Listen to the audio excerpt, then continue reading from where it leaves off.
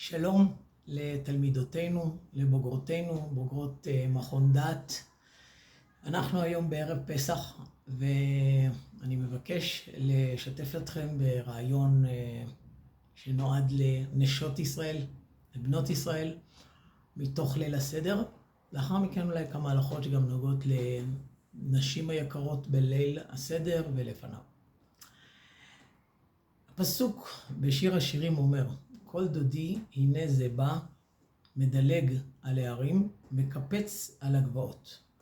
מדרש אומר, אמר רבי יהודה, מה הוא מדלג על הערים? אמר הקדוש ברוך הוא, אם אני מסתכל במעשיהם של ישראל, אינם נגאלים לעולם. זאת אומרת, הקדוש ברוך הוא, כשהוא בא לגאול את עם ישראל, הוא אמר, אם אנחנו נלך על מה שיש במעשים טובים של עם ישראל באותה שעה, הם לא היו נגאלים לעולם. אלא, למי אני מסתכל? לאבותיהם הקדושים, שנאמר, וגם אני שמעתי את נאקת בני ישראל, בני ישראל. בזכות אבותם אני גואלם. וכך כתיב מדלג על הערים, ואין הרים אלא אבות, שנאמר, שמעו הרים את ריב השם, שהמשמעות היא שם לאבות הקדושים. אומר המהר"ל, אם המדלג על הערים, המשמעות היא של האבות, אז מה זה מקפץ על הגבעות? מקפץ על הגבעות זה בזכות האימהות. מכוח זה אומר המהר"ל, ששלושת המילים שחייבים לומר בליל הסדר, שהם פסח, מצה ומרור, הם כנגד האבות הקדושים, אברהם, יצחק ויעקב. ואילו 4 הכוסות הן הזכויות של 4 האימהות. לכן מזכירים את העניין של האימהות על ידי 4 כוסות. יש כמובן הסברים נוספים לעניין של 4 כוסות, אבל המהר"ל הולך בדרך הזאת, ש4 הכוסות הם כנגד 4 האימהות. עכשיו, כדי להבין איפה אנחנו מוצאים בכל כוס וכוס את 4 האימהות. אז נתחיל עם הכוס הראשונה. הכוס הראשונה היא כנגד שרה אימנו. איך אנחנו מוצאים את שרה בכוס הראשונה? הכוס הראשונה היא הכוס של קידוש. מה פירוש המילה קידוש? קידוש היא מלשון קדושה, וקדושה משמעותה הפרשה, הבדלה. כמו שאנחנו אומרים, קדוש, קדוש, קדוש, הקדוש ברוך הוא נקרא המלך הקדוש, כי הקדוש ברוך הוא שונה, הוא מופרש, הוא מובדל מכל מעשינו, מחשבותינו, כי לא מחשבותיי, מחשבותיכם, ולא דרכיכם, דרכיי. המילה קדושה מראה על פרישות, על דרגה גבוהה יותר מהשגרה. כשאנחנו מדברים על עם ישראל, אנחנו אומרים תמיד, אשר קידשנו במצוותיו וציוונו. הקדוש ברוך הוא קידש אותנו. המשמעות היא שהוא הפריש אותנו, הוא הבדיל אותנו מכל העמים. בפסח אנחנו יוצאים לחירות. המשמעות של חירות היא חירות עולם, כפי שאנחנו אומרים בתפילה. מה זה חירות עולם? אם אנחנו מדברים רק על דבר פיזי, שאנחנו יוצאים ממצרים, ונמצאים תחת שלטון ותחת מרות של מצרים, ולאחר מכן אנחנו עוברים למרות חופשית. זה לא מדויק, זה לא רק עניין פיזי. אנחנו יוצאים מעבדותו של פרעה ועוברים לעבדותו של השם. אנחנו עבדי השם. אנחנו יצאנו לחירות עולם. מה המשמעות של חירות עולם? חז"ל ממשילים את זה לאדם שהיה עני גדול, משועבד, ולא למד השכלה, אדם מנותק ודל יכולות אינטלקטואליות. יום אחד הוא עבר לסמכותו של מישהו שהוא גדול יותר, מבין יותר, והוא לימד אותו המון השכלה, המון חוכמה, הוא נהיה עשיר גדול. לימים נטלה ממנו עשירותו, והוא שב להיות עני. אבל דבר אחד נשאר לו, החוכמה וההשכלה. את הדבר הזה איש לא יוכל לקחת ממנו. כשאנחנו נגאלנו ממצרים, מטרת הגאולה הייתה כדי שנעבוד את הקדוש ברוך הוא במעמד הר סיני, לאחר 7 שבועות בחג השבועות. יצאנו ממצרים כדי להיות עבדי השם. יצאנו לחירות שנותנת לנו חיי עולם. לא רק חיי עולם הזה, זה לא העניין הפיזי שפעם היינו עבדים והיום לא. אנחנו אומרים את זה אמנם בהגדה. אנחנו אומרים, אילו לא נגאלנו ממצרים, היינו עד היום עבדים לפרעה. נכון, יש לנו חירות, אבל יש לנו חירות עולם, שמשמעותה, אנחנו זוכים גם לעולם הזה וגם לעולם הבא. זה מה שקרה ביציאת מצרים. אנחנו התקדשנו, הופרשנו מאומות העולם. יש פה עניין עמוק נוסף, שכאשר אדם הראשון חטא, אז הוא ירד מאוד מדרגתו, נגזרה עליו מיתה, והעולם וכל תולדותיו של האדם עד עם ישראל היו במדרגה שפלה מאוד. לא היה לא אדם ולא אומה שעבדו את הקדוש ברוך הוא מתוך המתכונת שהוא רצה שנעבוד אותו, כמו אדם הראשון לפני החטא. וזה נמשך המון שנים עד יציאת מצרים, עד שהקדוש ברוך הוא לקח אותנו בעקבות אברהם אבינו, האימהות, האבות, ואנחנו הצאצאים שלהם. הוא הוציא אותנו ממצרים, הוא גאל אותנו משם, והוא הביא אותנו למדרגה של אדם הראשון לפני החטא. במעמד הר סיני, כידוע, נעשינו בני חורין, ואין חירות אלא ממלאך המוות.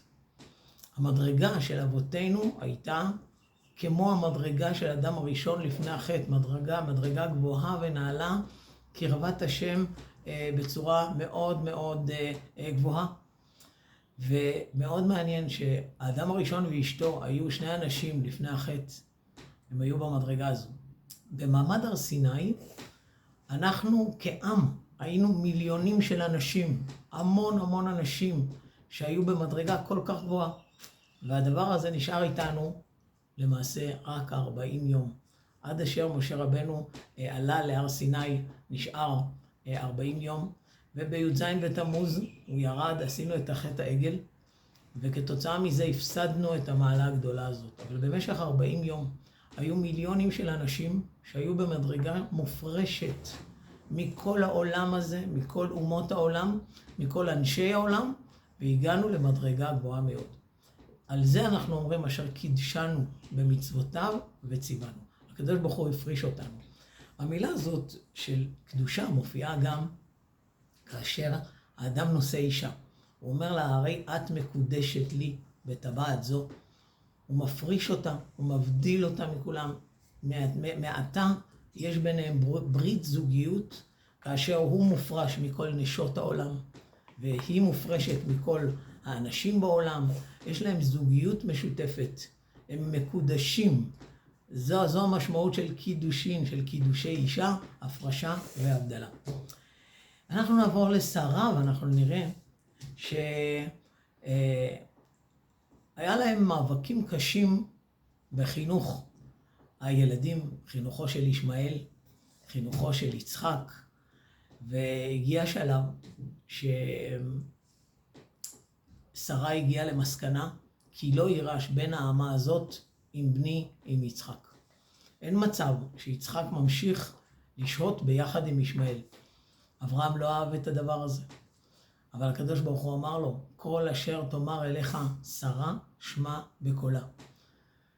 זאת אומרת ששרה ידעה להגיד עצור בזמן מסוים, ולהגיד ישמעאל לא יהיה כאן.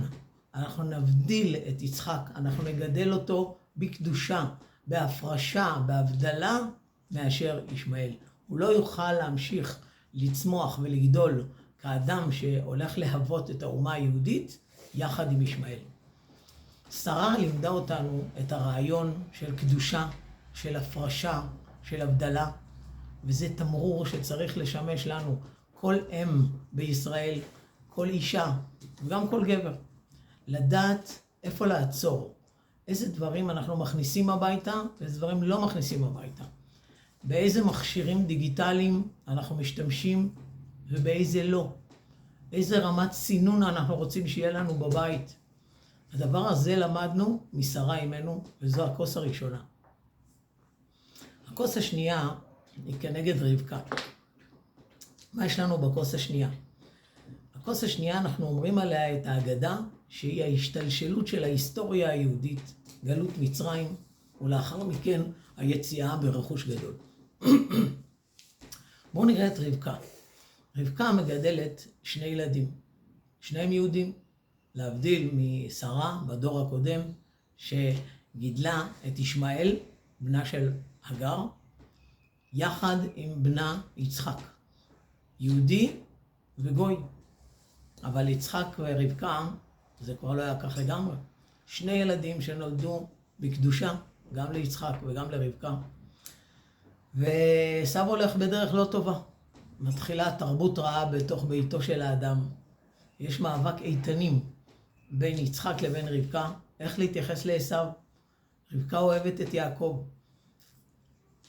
יצחק לעומת זאת אוהב את עשיו. המפרשים מסבירים כמה שיטות בזה. מדוע יצחק כל כך קרב את עשיו? אחד ההסברים היפים הם שהוא הבין שהוא כבר לא הולך להיות אחד מאבות האומה היהודים, אבל הוא אמר לפחות שהוא יזכה כתומך, כמו יששכר וזבולון, שיעקב יהיה הצדיק שיקים את האומה היהודית, אבל לפחות שעשיו יעזור לו. וגם לא תהיינה את הזכויות. ולכן הוא רצה לתת לו את העושר, וייתן לך אלוקים מטל השמיים, משמני הארץ, כדי שתוכל לעזור ליעקב. אבל רבקה, בחוכמה רבה, היא לא אמרה שום דבר ליצחק, יכלה לריב איתו, ולהגיד זו לא הדרך.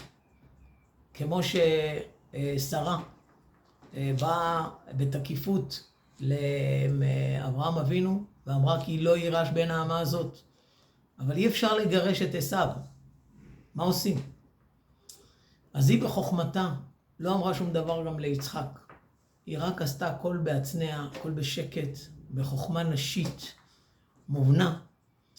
גררה וסיבבה את כל המהלך בצורה כזאת, שיעקב אבינו בסוף יקבל גם את העושר וגם את ההובלה של עם ישראל והמשך ההתהוות של עם ישראל. אנחנו יודעים שליל הסדר, כך אומר לנו התרגום יונתן בן עוזיאל, בליל הסדר היו הברכות של יצחק ליעקב אבינו, והזמן הזה הוא זמן מסוגל לפרנסה. הזמן הזה הוא זמן שיצאו ברכוש גדול, בגלל שבלילה הזה הקדוש ברוך הוא יצחק ברך את יעקב, והזמן הזה הוא זמן מסוגל, ואגב, כדאי מאוד לבקש בתוך ליל הסדר, למצוא זמן לבקש על פרנסה, כי הזמן הזה הוא מסוגל לפרנסה.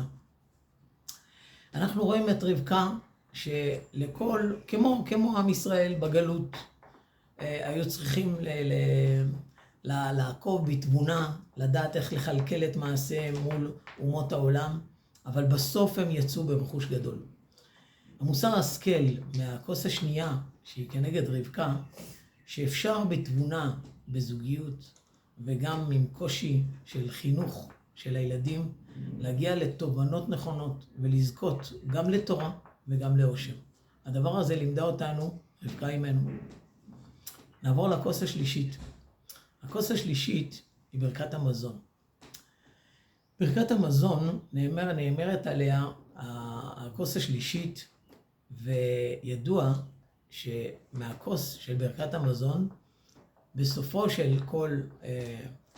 של כל ארוחה שנעשית בקדושה, כמו סיום מסכת, חנוכת הבית וכדומה, לוקחים מהכוס של ברכת המזון ומוזגים קצת לאישה. מדוע? המקור לדבר הזה מסופר בגמרא, שרב נחמן היה אחד מגדולי הדור, והייתה לו אישה חכמה גדולה, שנקראת ילתה. והוא עשה אירוע וסעודה, וכמובן שאשתו הכינה וטרחה ועשתה את כל הארוחה. ובסוף הארוחה, כשהוא ברכת המזון, הוא לא שלח לה כוס של יין. והיא כל כך כעסה והלכה ושברה לו 400 חביות של יין. זה מראה, וזה הגמרא לומדת, שהברכה שרויה בבית בזכות האישה.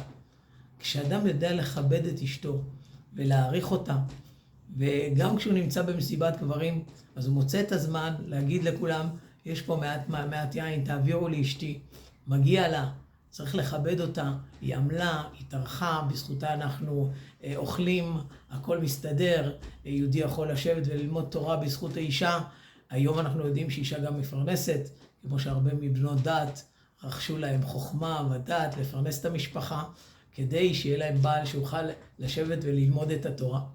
אנחנו רוצים אצל יעקב שרחל הייתה עקרת הבית. בשבילה הוא נשא את שאר נשותיו. הוא היה אוהב אותה, הוא מכבד אותה מאוד. האוהל שלו המיטה שלו הייתה באוהלה של רחל. הוא כיבד אותה מאוד. ובשבילנו, הכוס השלישית מלמדת שצריך לדעת שכל גבר, כמובן אנחנו יודעים שיש הלכה מפורשת, צריך לקנות לאשתו מתנה לכבוד החג. הרעיון של הזוגיות מתוך שמחה, מתוך הערכה, כאשר יודעים לכבד את מעמדה של האישה, בניגוד למה שאומרים עלינו שהאישה החרדית היא פחות חשובה, היא לא כל כך, הבעל יותר שולט וכדומה. כולנו יודעים, מי שמכיר את הבית היהודי מקרוב, איזה כבוד עושים לאישה, כמה המילה שלה חשובה בבית, ובפרט בבית של תלמיד חכם שיודע את המעלה של אשתו ומכבד אותה. ולכן אנחנו לומדים את הדבר הזה מהכוס השלישית שהיא כנגד רחל. הכוס הרביעית היא כנגד לאה. הכוס הרביעית היא כוס ההודאה. אנחנו אחרי שעשינו את כל ליל הסדר, אנחנו על הכוס הרביעית מוזגים את הכוס הרביעית ואומרים עליה את ההלל. הלל משמעותו הודאה, הודאה לקדוש ברוך הוא על הניסים, על הנפלאות, על ההיסטוריה, מה שהיה עד מעמד הר סיני ויציאת מצרים. היום אנחנו מודים גם על כל מה שהיה מאז והלאה עד דורנו. גם בימים האלה ממש אנחנו רואים את ניסי הקדוש ברוך הוא, איך הקדוש ברוך הוא מחבק את עם ישראל למרות כל הקמים עלינו.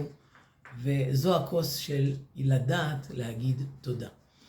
המילה תודה, או נתחיל מהמילה יהודה. יהודה, השורש של המילה יהודה היא תודה. כי השם נבחר יהודה בגלל שלאה אמרה, הפעם אודה את השם. היא קיבלה מעל ומעבר. היו בנבואה יודעות אנשים שמהם יצאו 12 שבטי ישראל. כאשר לפחות כאשר כל אחת מהם יהיו שיקבלו 3 שבטים מתוך עם ישראל. ואם מגיעים 3 לכל אחת, אז הרביעי זה כבר בונוס. ולכן יהודה היה האדם שעליו היא הודתה יותר מכולם. והזמן הזה שאנחנו אומרים את הכוס הרביעית של ההודעה, הוא זמן קשה. מכיוון שאנחנו כבר עייפים, אחרי 3 כוסות ששתינו, הזמן דוחק, צריכים להספיק לפני חצות, הילדים עייפים, והזמן ההודעה הוא זמן קשה. זמן שצריך להתעלות כל אדם על עצמו ולדעת להודות לקדוש ברוך הוא מתוך הקושי. בואו נשים לב שהמילה יהודה יש בה את שם השם, י' ק' ו' ק'. על שם זה אנחנו נקראים יהודים. למרות שהיו לנו 12 שבטים, אנחנו נקראים דווקא יהודים. כי כל יהודי שורשו זה באדם שיודע להודות לקדוש ברוך הוא. חז"ל אומרים אצל מרדכי, איש יהודי היה בשושן הבירה. למה הוא נקרא איש יהודי? אז אומר המדרש, מוכתר בנימוסין. יהודי זה אדם מוכתר בנימוסין. הוא יודע להודות, הוא יודע להגיד תודה, לבקש סליחה. זה יהודי, המשמעות של המילה יהודי. ונשים לב, המילה יהודה, כמו שאמרנו, יש בה את שם השם י' כ' ו' כ', ויש בה עוד את האות ד'. האות ד' מצביעה, אפשר גם 4 כוסות, אבל אפשר גם את 4 יסודות שמהם מורכב האדם, אש, רוח, מים, עפר, שמזה מורכב הגוף בעיקר. אבל אנחנו יודעים שיש לו גם נשמה. אז יש י' כ' ו' כ' שמסמל את הנשמה, ויש את הדלת שמסמל האות דלת מסמלת את 4 הדברים שמהם מורכב האדם, כך שהמילה יהודה היא מקיפה גם את הרוחניות וגם את הגשמיות של האדם. בעוד גוי נקרא גוי, מכיוון שיש כאן רק גבייה. אין פה רוחניות. יש בעיקר גשמיות. אצל היהודי להפך, יש בעיקר רוחניות וגם גשמיות. אז לכן היהודי נקרא יהודה, יהודי, והגוי נקרא גוי, על שם גבייה. אם כן, אנחנו לומדים מהאם הזאת, כמה צריך להודות לקדוש ברוך הוא, וכמה צריך לשבח את הקדוש ברוך הוא, מיציאת מצרים עד היום. והזמן הראוי להודות הוא דווקא שעת הקושי.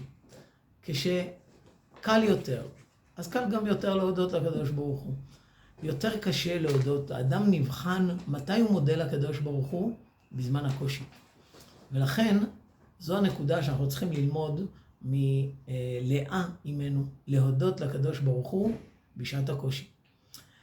אם כן, אנחנו נסכם ונאמר שבזכות האימהות אנחנו נגאלים ממצרים, אבל זה לא מספיק הזכויות. אנחנו צריכים לחלחל את התובנות מתוך מעשיהן של האימהות הקדושות, ולקחת אותם ולבנות את הנשמה היהודית, את האישיות היהודית, לאור ארבעת העקרונות שארבעת הנשים היקרות הללו, האימהות האהובות הללו, מלמדות אותנו.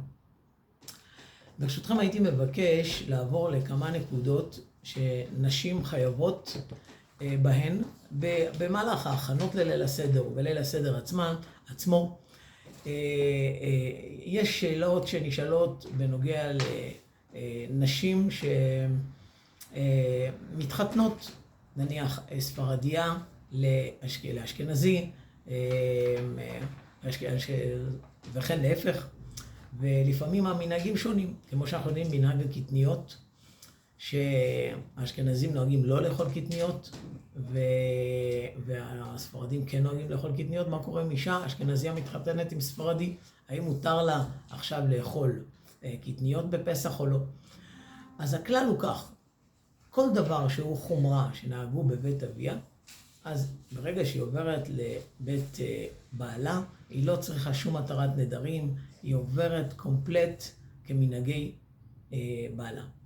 בעניין של קטניות, יש פוסקים שהורו שכדאי לעשות התרת נדרים, ומאז והלאה לאכול קטניות.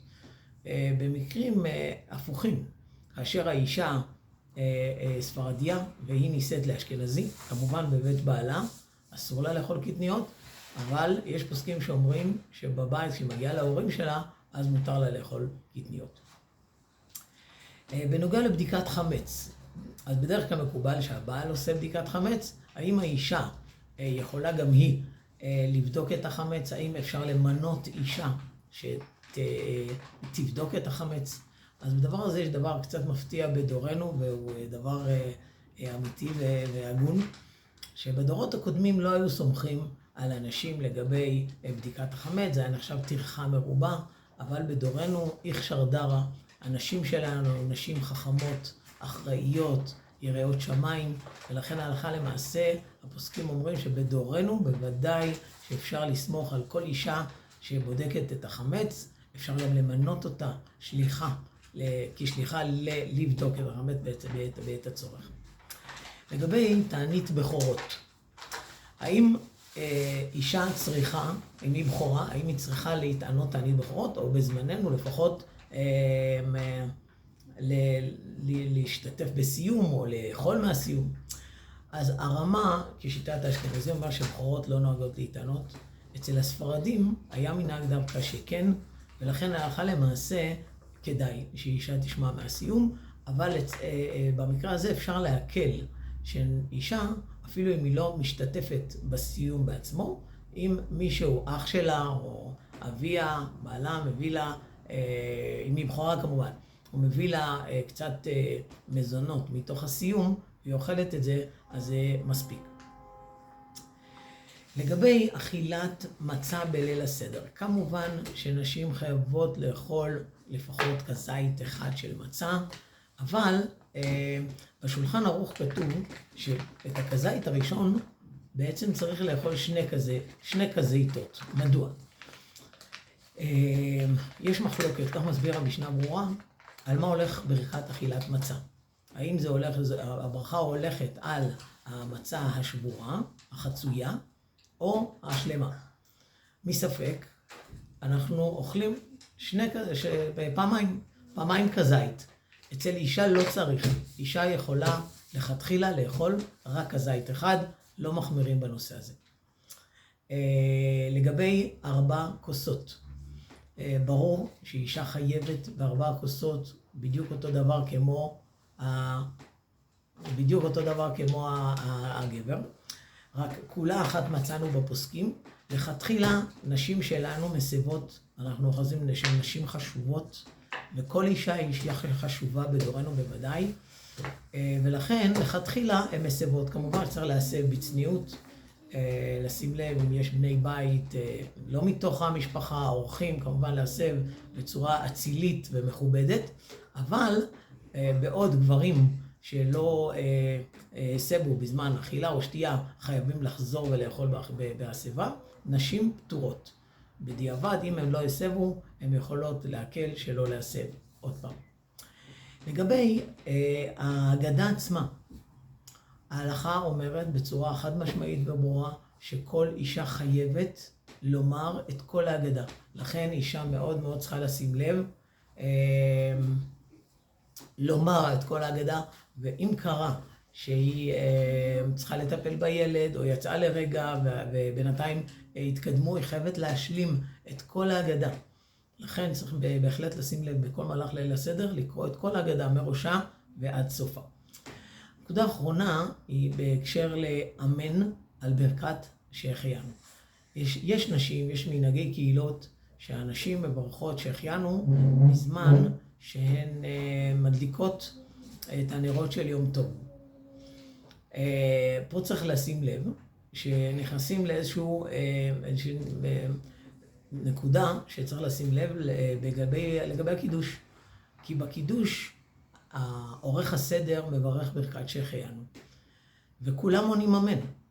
אם האישה כבר יצאה ידי חובת שהחיינו, אז לכאורה היא לא יכולה לענות אמן, כי ברכת האמן היא הפסק בין ברכת בורא פרי הגפן לשתייה. אז לכן עדיף לא לברך בכלל שהחיינו בזמן הדלקת הנרות, ונשים שכן נוהגות לברך שהחיינו בזמן הדלקת הנרות, הלכה למעשה הראו רוב הפוסקים שהן יכולות לענות אמן אף על פי כן. חג כשר ושמח לכולם.